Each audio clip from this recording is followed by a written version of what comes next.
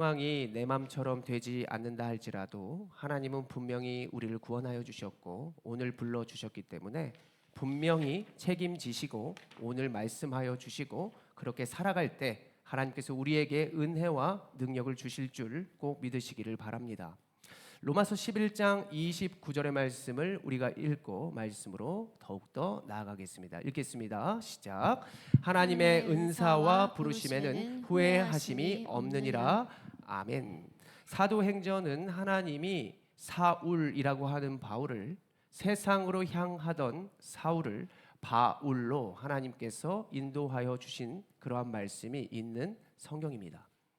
세상을 향했던 모습 가운데에서도 어찌했든지 간에 하나님이 쓰시겠다고 하면은 하나님에게로 불러주시고 인도하여 주신다는 사실이죠. 이방인의 사도로 유대로 살아갔던 자를 이방인의 사도로 불러주시기 위하여 그를 세상 가운데에 인도하여 주셨다는 사실입니다. 로마서 11장 29절 우리가 읽었는데 하나님의 은사는 무엇이냐? 카리스마 있다. 저 친구 참 카리스마 있네. 예배 시간에도 돌아다니고 카리스마가 있어. 카리스마는 선물이라고 하는 뜻입니다. 무엇을 나에게 선물로 주셨을까? 주님 안에서 뛰어노는 저 담대함, 선물. 또는 나의 외모, 선물. 나의 큰 키, 선물. 그리고 여러 가지의 모습들이 나에게 선물로 있을 수 있다는 것입니다. 내가 노력하지 않았음에도 불구하고 내 목청이 좋을 수 있고 내가 태어날 때부터 내가 노력하지 않았음에도 불구하고 나는 모태 신앙으로 태어날 수도 있고 믿으려 하지 않았는데도 하나님을 믿을 수 있도록 하나님께서 허락하신 축복 또한 선물일 수 있습니다. 세상 앞에서 바보가 되게 하셔서 하나님을 믿게 하시고 세상 앞에서 지혜롭지만 그래도 하나님을 믿는 믿음을 주시는 것도 모두가 하나님의 은사다라고 이야기를 해볼 수 있겠습니다. 또한 부르심이라고 하는 것은 클레시스라고 하는 헬라어 단어가 쓰였는데 그 부르심은 초대해 주셨다는 것입니다. 우리가 지난날에 친구들이 나를 생일 파티에 초대해 줬을 수도 있고 어떠한 친구는 나를 초대하지 않았을 수 있죠. 하나님께서 나를 초대해 주셨다.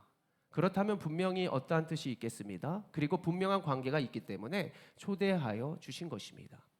우리가 잘 생각해 보면 내가 VIP로 초대를 받았다라고 생각을 해본다면 분명히 나에게 무언가를 주기 위해서 대접하기 위해서 축복하기 위해서 나에게 정말 밀접한 사람이기 때문에 귀한 자이기 때문에 초대했다라고 하는 것을 알 수 있습니다. 그래서 하나님의 부르심은 초대해 주셨구나. 하나님이 우리에게 선물을 주셨고 하나님이 우리를 초대하여 주셨다. 하나님이 초대하여 주셨으면 우리에게는 앞으로 무엇이 있겠습니까?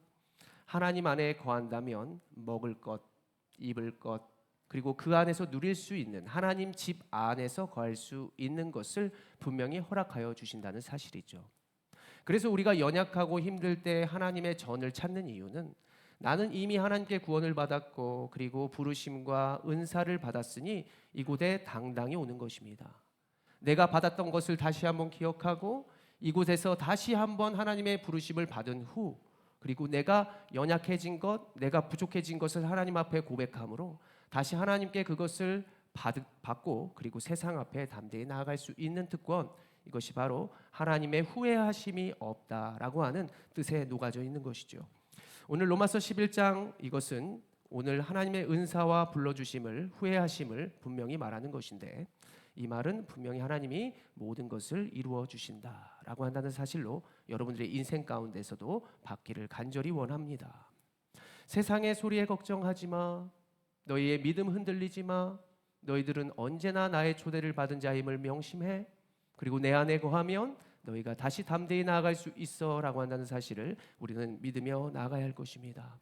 바울은 어떠한 은사를 또 어떠한 부르심을 받았는가? 빌립보서 3장 5절의 말씀을 같이 한번 읽어봅니다. 시작. 나는 8일 만에 할례를 받고 이스라엘 족속이요 베냐민 지파요 히브리인 중에 히브리인이요 율법으로는 바리새인이요. 아멘. 학문적인 지식과 로마의 시민권까지 받은 자, 율법에 흠이 없는 자입니다. 새벽 예배 빠지지 않고 공예배 빠지지 않고 성경 다 통독하고 내가 모든 것에 흠이 없는 자입니다. 완전한 자로 하나님은 그에게 은사를 주셨습니다. 그런데 그 은사 가운데 어떻게 살아가느냐? 바울이 교만하게 살아갔죠. 같은 유대인들을 핍박하게 됩니다. 그러한 하나님께서 그 주신 은사들이 굉장히 많았음에도 불구하고 세상에 열심으로 살아가니 하나님이 불러주실 때 어떻게 하느냐? 사울아 사울아 어찌하여 나를 박해하느냐? 내가 준 선물로 너는 지금 무엇을 하느냐? 이렇게 불러주시면서 그에게 가시를 주시죠. 세상에 많은 부와 명예를 가진 자들도 자세히 들여다보면 그 가정 가운데 아픔이 있는 자녀들이 있고 그렇게 있는 척 세상의 부귀영화로 몸을 둘러싸고 있지만 그들의 그러한 옷을 벗겨보고 그러한 그들의 속에 들어가 보면 그들의 삶에도 여러 가지의 안 좋은 것들이 있더라. 우리가 멀리 있기 때문에 잘 모르는 것뿐이죠. 좋은 차에서 내리는 사람들, 저보다 부족한 사람 많아요. 이상한 사람 내리는 거 많이 봤습니다. 보여지는 것이 전부가 아닙니다. 지난날의 바울은 세상으로 향하였고 하나님이 주신 은사와 선물들 가운데 세상에 열심히 있었던 자였습니다. 오늘 3장 5절의 말씀, 나 모든 것 지켰어, 모든 것들이 완전해, 이러한 자였는데 하나님이 그 가운데에서도 가시를 주시더라는 것이죠. 그러던 어느 날 예수님이 찾아오십니다. 너 내가 준 은사와 달란트로 왜 내 마음을 아프게 하니? 우리가 이 말씀을 보면서 나에게도 적용할 수 있죠. 하나님이 주신 것으로 나는 무엇을 하고 있지? 입술을 주시고 또 세상에서 하나님이 어떠한 선물을 주셨어요?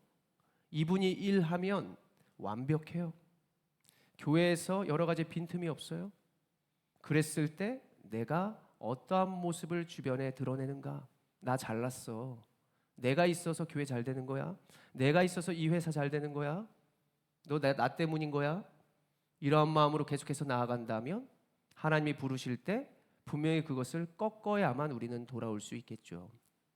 그래서 결과적으로 누구에게는 다 약함이 있다. 근데 그 약함을 하나님이 쓰실 때는 그 약함 가운데 어떻게 하시는가? 하나님을 의지하도록입니다. 저를 한번 따라해 봅니다. 나의 약함은 하나님을 의지하도록. 그렇습니다. 왜 나만 이렇게 아무것도 주시지 않았나요? 하나님 왜 나를 아프게 하셨나요? 그 아픔과 부족함 때문에 우리는 하나님을 의지하는 것입니다. 저도 자녀들이 나를 찾지 않고 교만하게 산다. 근데 이것 하나면 이 자녀가 나를 찾아온다. 자녀들 너무 보고 싶은 거예요. 이전 날 같이 함께 했었는데 세상의 오락과 세상의 미디어와 세상의 많은 것들이 우리 사이에 많은 것들을 갈라놓으니 내가 이들과 함께 연합하고 싶은 어떠한 계획을 하고 싶겠죠. 그래, 이때에 예수를 보내야겠구나. 이때에 이들과 함께 할 수 있을 계획을 세워야겠구나. 구약의 39권의 말씀이 다 예수 그리스도에 대한 예표.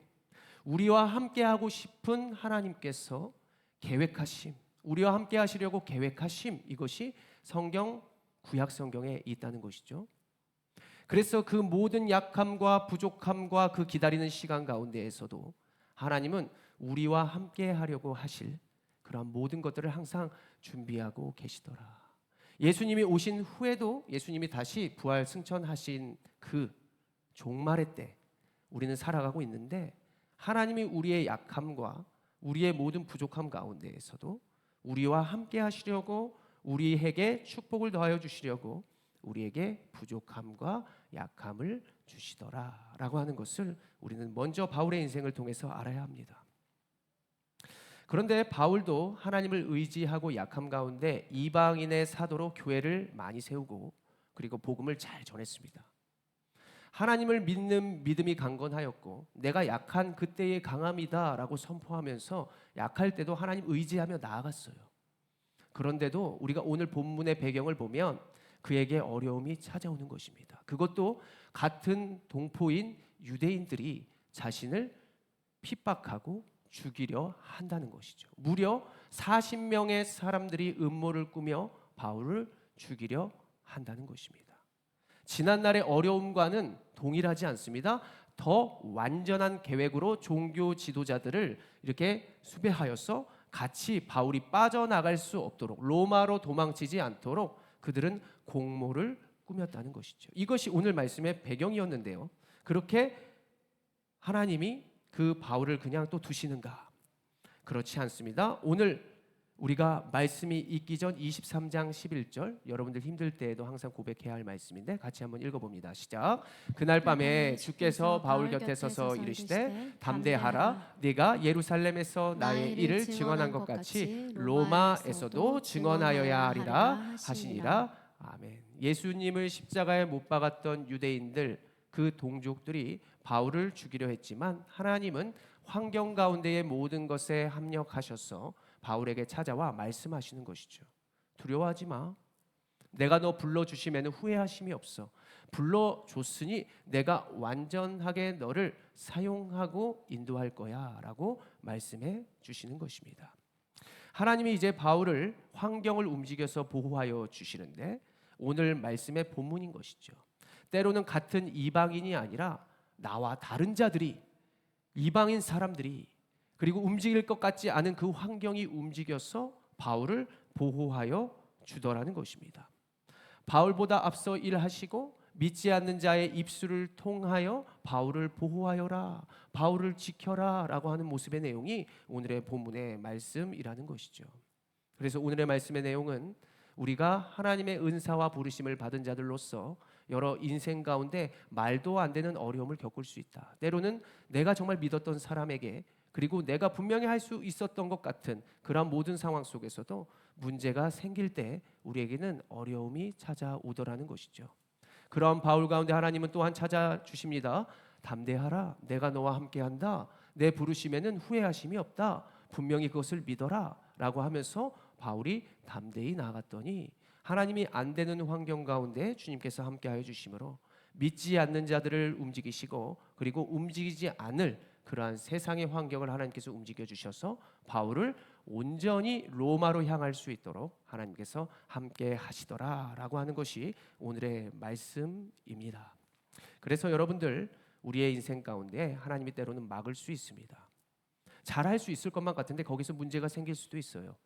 그런데 우리가 오늘 잘 기억해야 할 것은 하나님께서는 그 문제 가운데에서도 하나님이 일하여 주시려고 우리의 삶에 그러한 것들을 주시더라라고 하는 사실을 꼭 믿으시면서 담대한 믿음으로 여러분들의 인생을 향해 가시기를 간절히 소원합니다. 여러분들 어려움 가운데 복음의 구조와 복음의 내용을 알면 인생이 조금 쉽습니다. 복음의 구조와 복음의 내용을 알면 인생이 쉽더라. 먼저 복음의 구조는 따라해 봅니다. 복음의 구조는 세상과 반대다, 세상과 대조다. 이게 구조예요. 복음의 구조. 그래서 인생 가운데 뭐가 풀리지 않으면 그 반대편에서 생각하는 거죠. 넓은 길로 가는 게 아니라 좁은 길로 가야 되는 것인데 이것은 무엇이냐? 복음의 내용입니다. 자, 복음의 내용도 한번 따라해 봅니다. 복음의 내용, 좁은 길, 희생, 사랑. 네, 이것이 바로 복음의 내용입니다. 그러니까 남들은 핍박할 때 나는 사랑해주고, 남들은 화를 낼 때 나는 그를 보며 웃어주는 것이죠. 미쳤구나, 웬걸? 쟤 왜 저러지? 이런 모습이 세상을 바꾸고 주변을 바꿔갈 수 있다는 사실 여러분들이 믿으시길 바랍니다. 그럴수록 예수의 마음을 알게 되고, 그럴수록 나도 할 수 있다는 것을 알게 되며, 그때 하나님이 나와 함께하여 주심으로 내가 이것으로도, 이 대조되는 것으로도, 이 복음적 내용도 나도 실천하며 나아갈 수 있구나라고 하는 사실을 알고 여러분들은 문제와 인생 가운데에서도 승리하게 될 것입니다. 로마서 8장 28절의 말씀을 마지막으로 읽으면서 여러분들의 사명을 끝까지 감당하며 하나님을 예배하는 모든 자들이 되기를 원합니다. 로마서 8장 28절이요. 읽겠습니다. 시작. 우리가 알거니와 하나님을 사랑하는 자 곧 그의 뜻대로 부르심을 입은 자들에게는 모든 것을 합력하여 선을 이루느니라. 아멘. 기도하겠습니다. 거룩하신 하나님, 하나님께서